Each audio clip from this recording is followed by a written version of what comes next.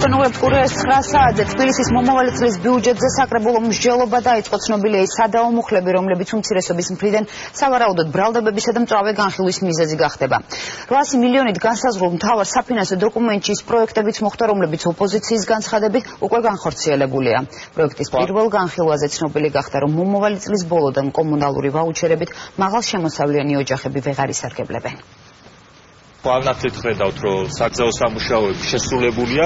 იმის დასადასტურებლად, რომ უკვე მოასფალტებული გზა მაინც სარეაბილიტაციო პროგრამის ნუსხაშია, დღეს ლილოს დასახლებაში საკრებულოს უმცირესობის წევრები მივიდნენ. ნაციონალური მოძრაობის მტკიცებით თბილისის მთავრობა ბიუჯეტის პროექტის მიხედვით კიდევ რამდენიმე რაიონში აპირებს სამუშაოების დაწყებას ისეთ ქუჩებსა და ეზოებში, სადაც რეაბილიტაცია უკვე დასრულებულია. ამ გზების გაკეთებაზე გათვალისწინებული თანხა ბიუჯეტში ეს არის მხოლოდ თანხა, რომელიც შეიძლება ჯიბეში ჩაიგო. რამდენი ხანია რაც ეს გზა დაიწყო?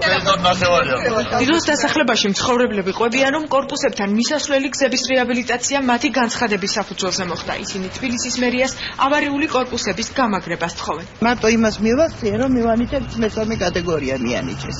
დანარჩენი არა. რეაბილიტირებული გზის ხელახალ დაგებას გამორიცხავს თბილისის მერი დავით ნარმანიამ საკითხის შესწავლის პირობა დადო და ნაციონალური მოძრაობის ბრალდებებს უპასუხა. თუ მათ პერიოდში გაკეთებულ გზაზეა საუბარი, ის აუცილებლად უხარისხო იქნება და ხელახლა იქნება გასაკეთებელი, თუმცა მე მაინც ვნახავ ცალკეულ დეტალებს, არ ამგონია რომ თუ გზა ნორმალურ მდგომარეობაშია, კიდე იგივე გზის გაკეთებაზე თანხა იყოს გათვალისწინებული. დისკუსიის მთავარი თემა გახდა მთავრობის ადმინისტრაციის მიმდებარე სულხან საბაურბელიანისა და ინგოროყას ქუჩებზე არსებული შენობების გარე ფასადების მოპირკეთების საკითხი.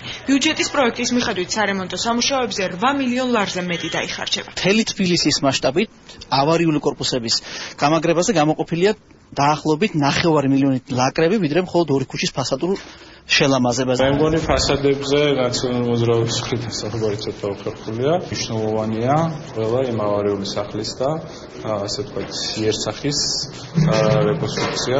თბილისის მთავრობამ 800 მილიონიანი ბიუჯეტი საკრებულოს უმრავლესობის ხდომაზე დღეს წარუდგინა. შეხვედრაზე საკრებულოს წევრებს დედაქალაქის მთავრობის ინიციატივის შესახებაც მიაწოდეს ინფორმაცია. მერია კომუნალური ვაუჩერის გაცემის ახალ წესს შეიმუშავებს. მომავალი წლის ნოემბრიდან ვაუჩერით მხოლოდ სოციალურად დაუცველი ოჯახები ისარგებლებენ. სანამ არ მოხდება ახალი წესის შემუშავება, ყველა თბილისელი მიიღებს ძველი, ასე ვთქვათ, წესით 20 ლარს თვეში. კიდევ ერთი საკითხი, რომელსაც კრიტიკა მოყვა პოლიტპატიმრების სტატუსის მქონე პირებისთვის საზოგადოებრივ ტრანსპორტში შეღავათების დაწესებაა. ამ დროისთვის უცნობია, რამდენი დაუჯდება ბიუჯეტს მათთვის შეღავათების გაწევა.